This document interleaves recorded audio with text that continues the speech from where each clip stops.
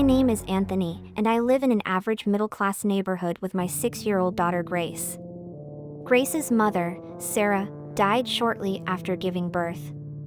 She got sick quickly and declined violently. When we found out, she was determined to see the pregnancy through. Though I'll always miss her, I'm glad I have Grace. She's the most brilliant light in my life, and I'm never lonely when I'm with her. From a very young age, my daughter has had an imaginary friend. I'm talking before she was capable of speech. She would look up from her crib babbling and seemingly reach for someone. I wasn't worried though. I'm not a superstitious man. I have never believed in ghosts, spirits, demons, or God for that matter. My baby being aware of and seeking comfort from an invisible source was completely bewildering to me, but something she would grow out of in time. She didn't. Her first word was charge, and she screamed it from the bottom of her feet in a fit of terror, of which I saw no cause for, and from which she was hiding beneath her little arms thrown over her face, eyes shut tight. I have no idea what happened, but I can imagine her invisible friend rallying to that fearful cry. From that point on, the words wouldn't stop coming. Words she couldn't possibly have learned from me. Musket was a close second to charge. It took me a while to figure out that was what she was saying. I thought she was asking for her teething biscuits, and I would offer her one. She would shake her head in frustration and bat it away. One day, I was watching a documentary that featured actors portraying events in some old battle in the Civil War when I heard her little feet slapping the wood floor as she ran at the TV and yelled "musket," pointing at the actor fake loading his gun. I told her she was right, and she did a little dance that I taught her to do when she did something right. Maybe I should have realized how odd this was, but I was more concerned with all the money she would need for school. She's obviously going to get multiple degrees. Of course she will get scholarships too. She's a very bright girl with an odd fascination with war, and she has her mother's dancing ability. As she grew, she started talking more and more, and playing 3/4 of the day like any 6-year-old. Fortunately for me, her friend Johnny kept most of her attention. Grace just has too much energy for me to keep up with for long. Arthritis is a curse. Despite my feelings of letting her down in the entertainment department, she does just fine by herself, talking endlessly to Johnny. She grew a fondness for dresses. So much so that I ran out of dresses one day and she threw a fit. She was distraught, and I remember her saying ladies are supposed to wear dresses. Johnny says only men wear breeches, and I don't want to be a man. Men go to war and never ever come home. That knocked me sideways. I've never instilled any sense of gender limitation with her. As far as she was concerned, she could be anything she wanted. I started asking more questions about Johnny then. I didn't quite believe that this was all due to her imaginary friend. It had to be something from school. Some poor kid must have lost a parent in Afghanistan. I wanted to be as delicate as I could when searching for information and started with asking who Johnny is. She told me Johnny was a soldier, but he stopped fighting a long time ago. The only things he fought now were Grace's nightmares and the boogeyman. This created more questions. Questions I didn't think I would have. So why did Johnny stop fighting, sweetie? Oh, he died. Now he's invisible. So, like a ghost? No. Ghosts are scary and go. Okay, Gracie. Who was Johnny fighting? Did he ever tell you? Blue men. Blue men? He doesn't like to talk about it. Oh, okay. Dad? Yeah, Gracie? Johnny says he watches out for me because he needs to make things right. I don't know what is wrong, but I'm sure he will fix it. I can help too. He's my bestest friend.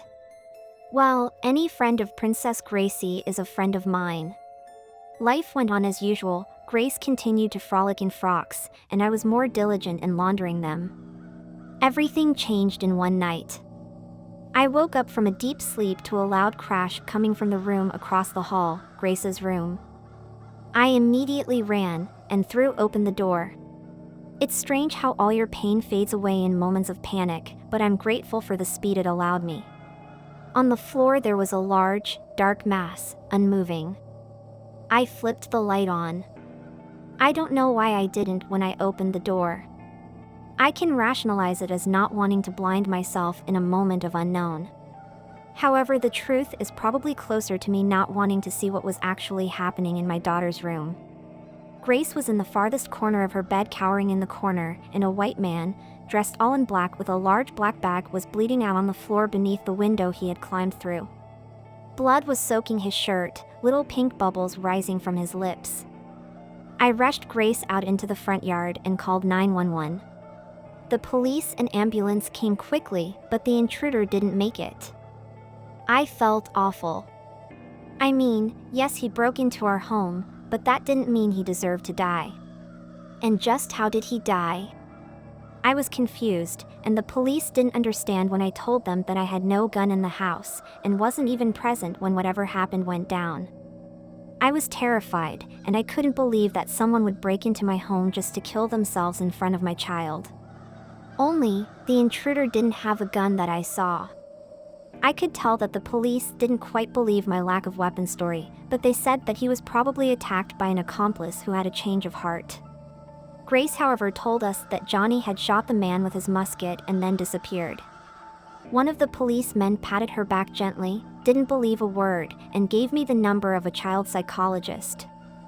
The following days are a blur. Grace kept saying she couldn't find Johnny anywhere, and asking why he would leave her between the most heartbreaking sobs a 6-year-old can muster.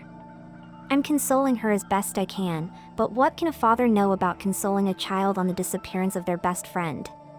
Today, I got a call from Detective Patterson, one of the responders to the break-in, who thought I would like to know that the medical examiner pulled a musket ball from the heart of the man who died that night.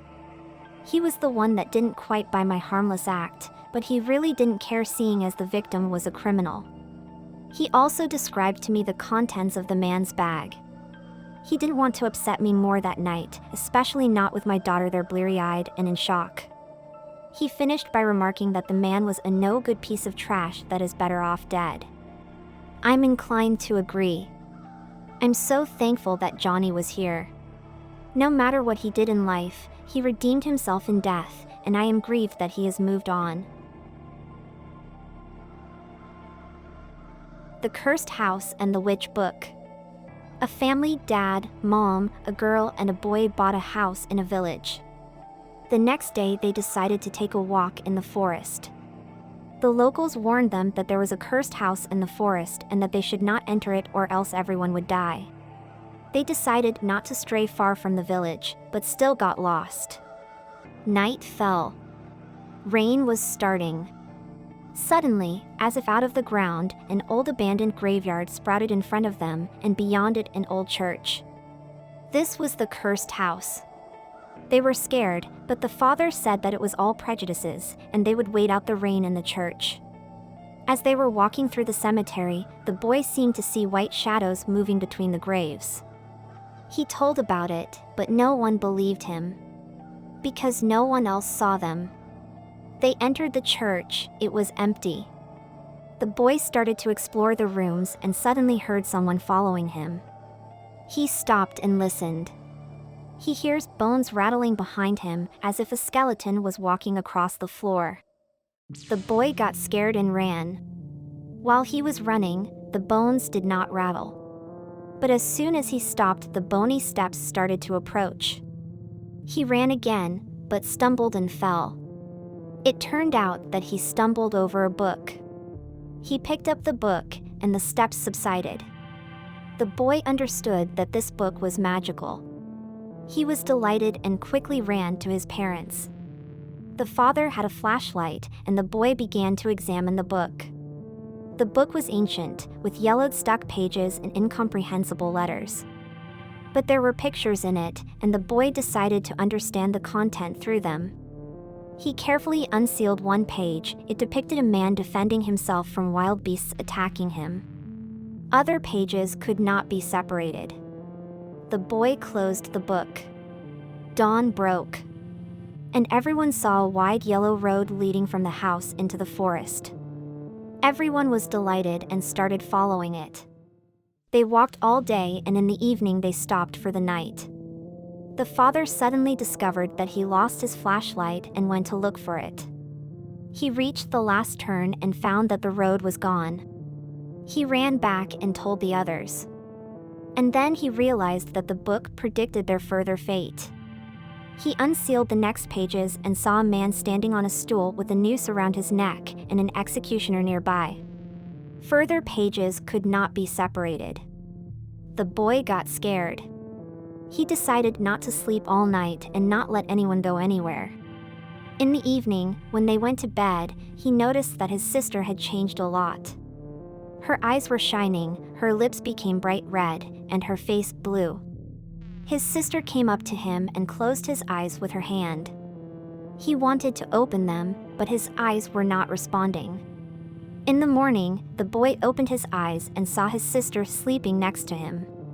Her face was pale and her neck bluer than the day before. His father was nowhere to be seen. The boy grabbed a book, opened a page, and saw a stool overturned and a man hanging in a noose in the drawing. The page was soaked in blood. The boy realized that his father had died, but he told no one.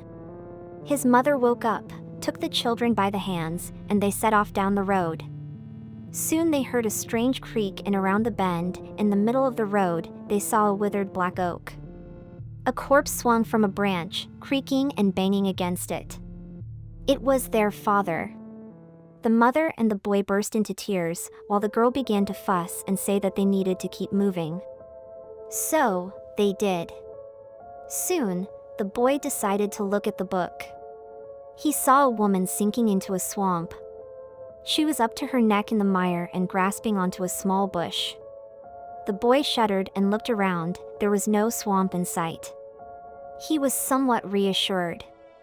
They walked for a long time. By evening, the boy felt the road becoming soft beneath his feet. Ahead was a swamp. And all around too. He remembered the picture and realized that if they spent the night in the swamp, his mother would drown. He started saying that they needed to turn back. The mother agreed. But the girl, no matter how much they pleaded with her, refused and went ahead. The boy and the mother followed her. Bones jutted out from the swamp here and there. It seemed to have come alive, breathing heavily and eerily. Soon they came to a dry hillock. There was only a little swamp left. A yellow road lay ahead. The boy was overjoyed and said they should spend the night on the hillock and not travel through the swamp at night. He remembered the branch the woman in the picture held onto, and thought that this time, the prediction might not come true and his mother would not die. But he was afraid she might walk into the swamp at night on her own, so he decided to stay awake. However, the girl, as last time, came up to him and closed his eyes. The boy stayed awake and heard his sister walking into the swamp, calling their mother. The mother ordered her to come back, but then she couldn't resist and went herself. The boy heard the swamp squelch under her feet, but he couldn't move or stop her. When he woke up, he immediately grabbed the book. There was no woman in the picture, only her hand gripping a branch. The page was soaked in blood. The boy jumped up, ran into the swamp, and saw his mother's hand holding onto a bush. But as soon as he reached it, the hand let go and disappeared. The boy walked on, crying bitterly. He was left alone with his sister. But he was afraid of her, feeling that she was no longer his sister, but someone alien and hostile. He kept walking, and didn't notice when his sister disappeared. Being left alone, he wasn't scared, but rather, felt a sense of relief. But as evening fell, the boy heard something creeping through the bushes behind him. He looked back and saw two glowing eyes and fangs sticking out of a mouth. With difficulty, he recognized his sister. It was a vampire!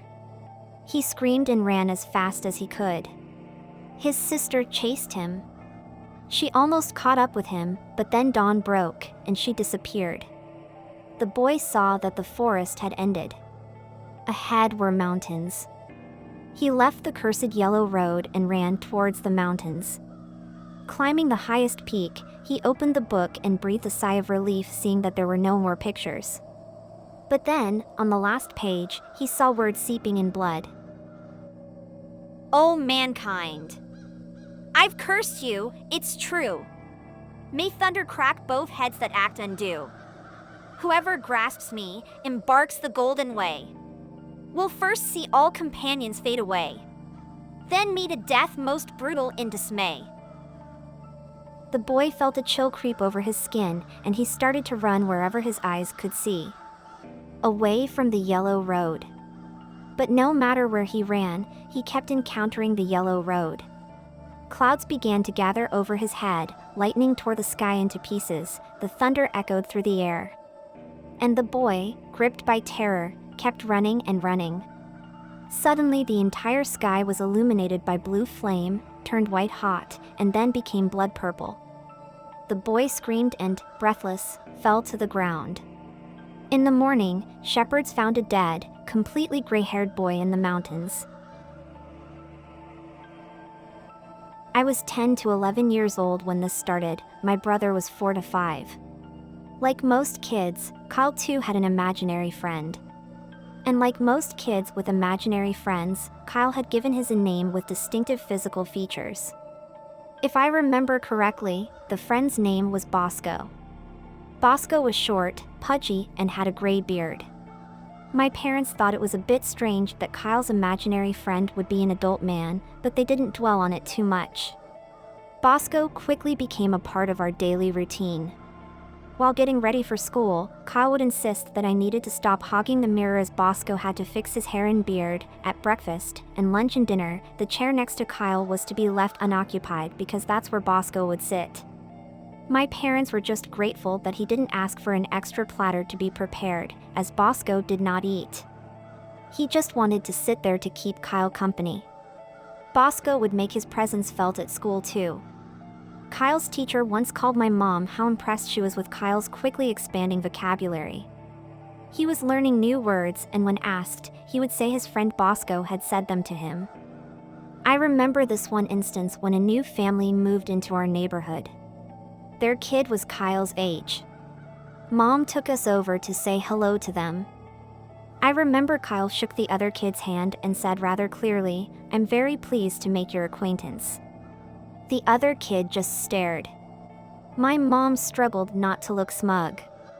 My dad wasn't all that interested in Kyle's friend, or in anything else his kids did for that matter. So it was mostly my mom and I who got to hear about how nice and fantabulous Bosco was.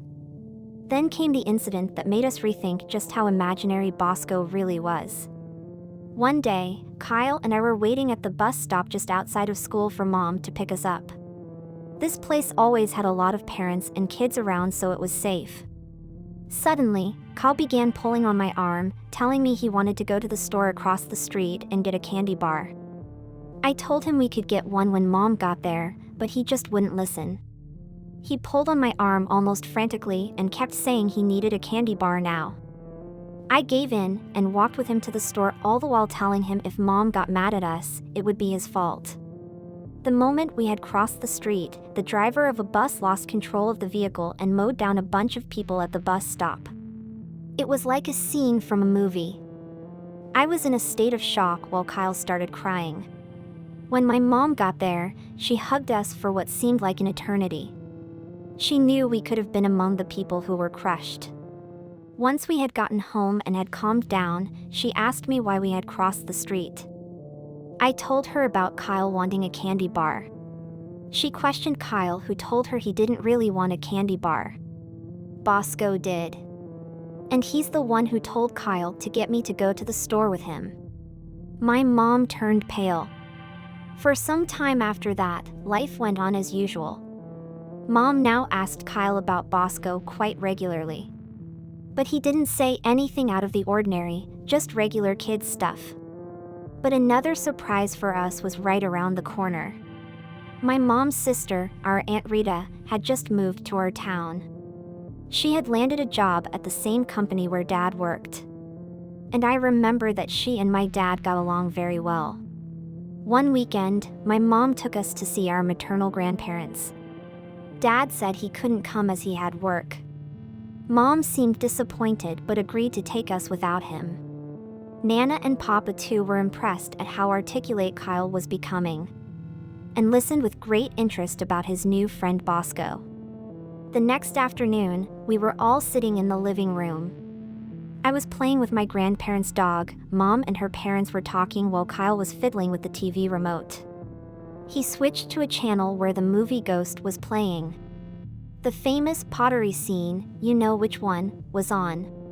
Mom instantly grabbed the remote and changed the channel to Cartoon Network. Kyle was upset. He demanded to know why he couldn't watch the movie. Mom explained to him that he could watch it when he was older and that it wasn't appropriate for kids to watch grown-ups hug each other like that. Kyle argued some more and Mom again told him he wasn't old enough. He pouted and in sheer exasperation asked why it was okay for Dad and Aunt Rita to hug like that in his bed. Mom was taken aback and asked what he was talking about.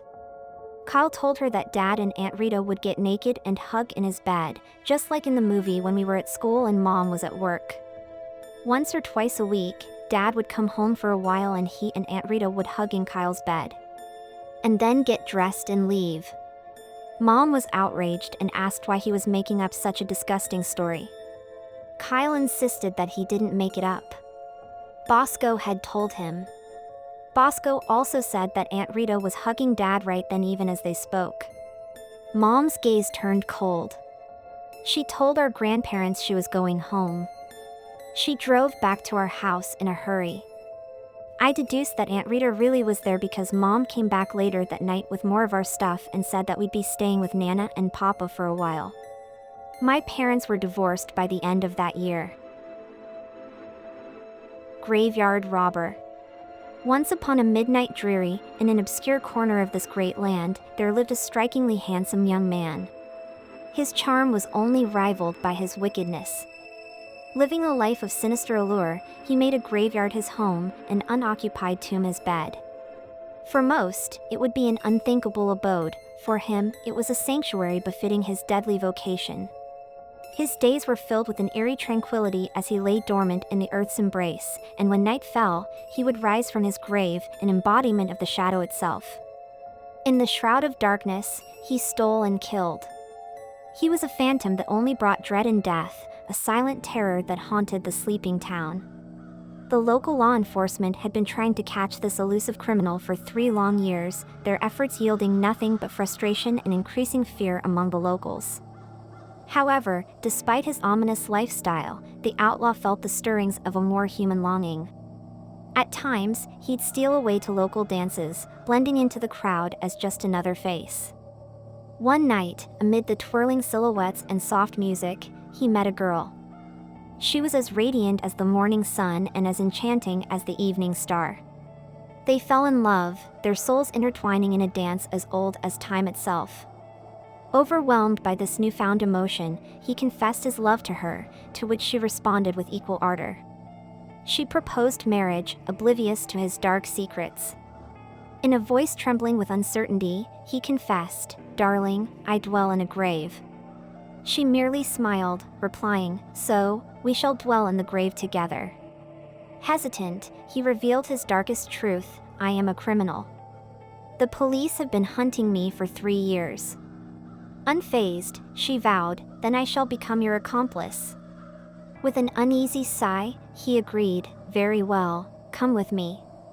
Together, they journeyed to his grim abode, the graveyard. Standing amidst the eerie silence and spectral moonlight, he whispered, "Hold me, my love." The girl, bewitched by her lover, threw her arms around him. In that tender moment, the outlaw drew out a knife, his handsome face a chilling mask of resolve.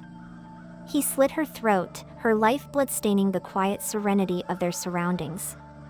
Then, with a dreadful sense of finality, he turned the blade on himself, severing his own life thread. As he fell beside his lifeless lover, his dying arms curled around her in a cold embrace.